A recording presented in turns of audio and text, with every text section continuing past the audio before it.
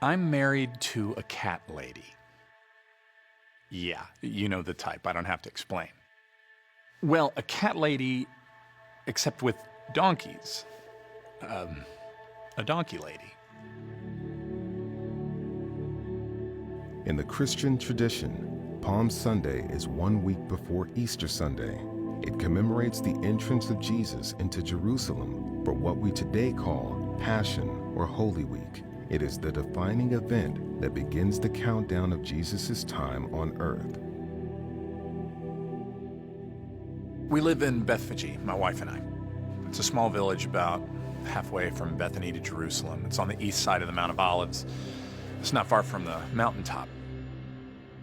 We're not rich, not poor. We're as normal can be. We own a small shop that sells firewood for camping to pilgrims on their way to Jerusalem. Our most valuable possession, however, a donkey. Kind of an older donkey, and her foal. It's nearly weaned, never been ridden, and still follows its mother around. Yes, I'm irritated at my wife. Wean it, break it, and the colt is worth more. But my wife, it's like it's her precious child. She treats it like a precious child. She won't let me train it, won't even let me touch it. Donkey lady. We make extra money by renting out the donkey to those who are fatigued from walking up the Mount of Olives. And it would double if I could rent out that colt. Traffic has increased due to, well, let's just say these are exciting and dangerous times. Weeks ago, less than 3 miles from here in the village of Bethany, Lazarus was raised from the dead by Jesus. I mean, I don't know. It's the story, and you don't go making things up like that. Lots of people hope to see Lazarus and, verify what's happened to him. It's a pretty big deal. He was dead for days, 4, I'm pretty sure. So that's the exciting part. The dangerous, well, I've heard some of the travelers are looking for ways to kill Lazarus, eliminate any trace of Jesus' ability to raise people from the dead. It's just what I've heard.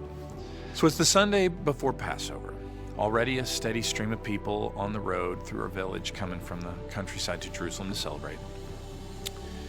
The donkey lady and I are outside preparing to paint some lamb's blood above the door frame and on either side. We've got our hyssop branches to use as paintbrushes. This is not a required part of modern Passover activities, but, we like the reminder of the Passover story from Exodus. We hear a noise behind us. Turn around, 2 men untying our donkey and the foal, stealing in broad daylight. Hey, I shout. And they freeze. They just stare. What are you doing? I can't believe how brazen. I mean, who do you think you are? Right there, right in front of our eyes. I'm getting all amped. I'm a strong guy. I chop wood for a living. Besides the point. This is not happening. No, sir, not today, right? One of them says, and his voice so soft, well, the Lord needs it. He'll send it back soon. It's like an angel has closed my mouth. I can't say anything. I look at donkey lady. She looks at me. We just nod our heads, and the men walk away with our most valuable possessions, her precious baby. So a little while later, we hear a shout in the distance toward Bethany, and then a crowd comes into view, heading straight toward us, and we can hardly believe our eyes. Some guy is leading our donkey. Behind him, another man rides on our colt, robes draped over the colt like blankets, and he's sitting on top. We expect the colt to bolt toward us, to its home, to its manger, to feed. And the colt stays calm, follows its mother, passes us, heads toward Jerusalem. And a huge crowd follows the donkeys. And I want an explanation. I pull this man aside. He's reluctant to stop and lose his place, so I walk with him. he tells me the man on the colt is Jesus. And behind him, his apostles and Lazarus. And then all the crowds of people. And some are the ones from Jerusalem who went to verify Lazarus is alive. Some are Passover pilgrims on the way to Jerusalem. Many look like they're from Galilee. Others are local from Bethany. And I walked a donkey lady who is smiling from ear to ear, by the way. And I point. It's the Lord. It's Jesus. She just beams. He needs our donkey.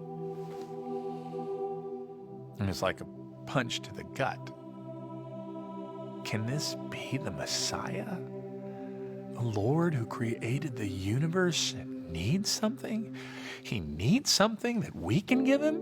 Ordinary people, a donkey lady and her husband meeting the Lord's need? I race to catch up with my donkeys, with Jesus. I reach him just as he crests the Mount of Olives and comes to a stop. And the noise of the crowd washes over and down the west side of the Mount of Olives.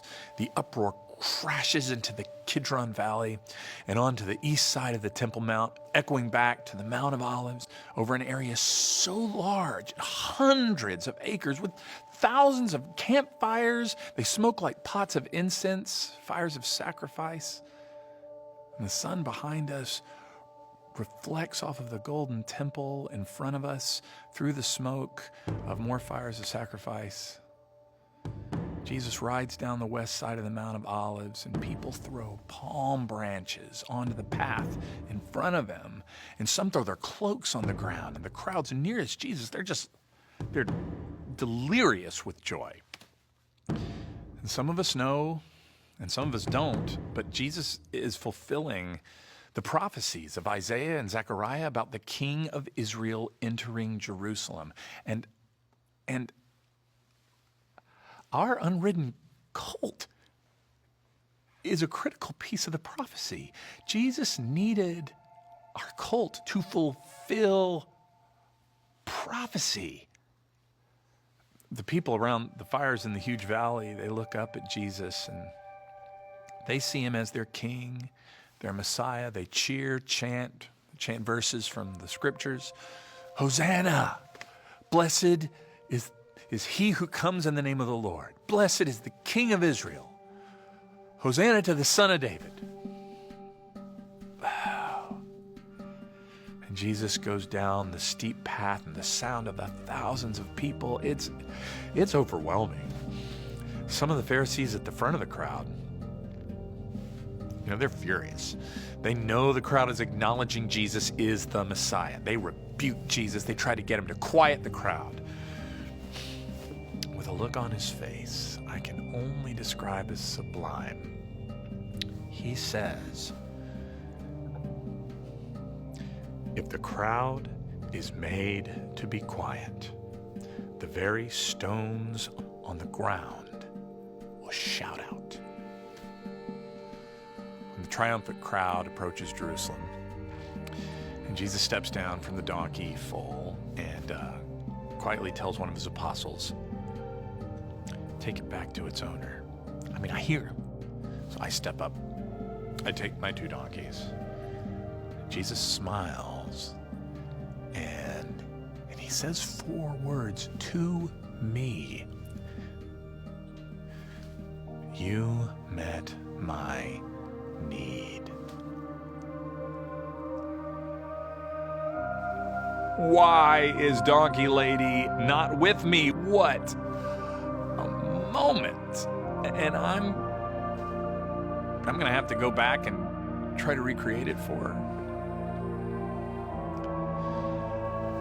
So I start back to the house, and the crowd stops. Jesus sits on the ground. And I'm pretty certain he's crying. I only hear a few tearful words, a lament over Jerusalem. And then I'm swallowed up by the crowd. I reach home. I hug her.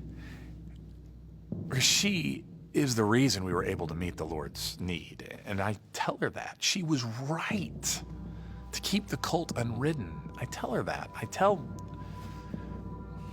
my wife.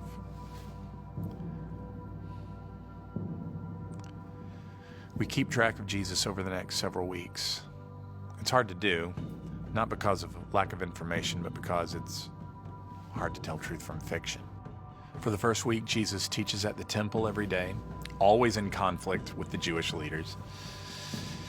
The Jewish leaders finally have enough, and they arrest Jesus, and they arrange for the Romans to execute him. Crucifixion. The body of Jesus disappears.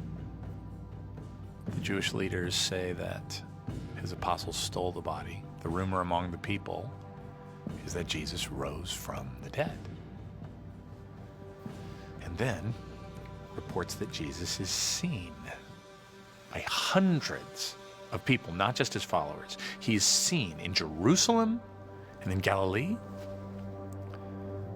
It's been about 7 weeks since Jesus rode our donkey, and we've decided to keep the colt, to never let it be ridden again. Well, my wife still treats it like a precious child. For 7 Sundays, I lead the colt to the top of the Mount of Olives. I relive in detail every moment of the day we met the need of Jesus. When I come to the top of the mountain, I just stand there, remembering the fires and the shouts, the palm leaves on the path. And then I return home with a feeling of disappointment for 6 Sundays. But on the 7th Sunday, in the distance is a group of men. I take the colt and we go. And as we get close, I see it's Jesus with his apostles. I am only about a stone's throw away. And Jesus starts rising in the air. He goes into the clouds and disappears. I walk toward the apostles, and there are these 2 men in dazzling white clothes approaching. Galileans, why are you standing there looking into the sky? This same Jesus will return in the same way he went into heaven. The apostles break out in praise and happiness, and they smile at me. They remember the colt. At least I think they do, but then they head to Jerusalem. I return home with the colt to my wife. He's gone now. He's really gone. I tell her of the story of Jesus rising in the air. She doesn't even seem surprised. We were willing to meet his need, she says. And many people were blessed. I know that should make me feel better, but I'm sad that he's gone. Now, we will meet the needs of his followers, she says.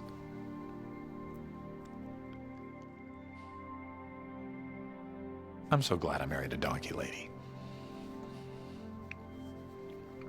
Jesus says when we help others in his name, we are helping him, meeting his need,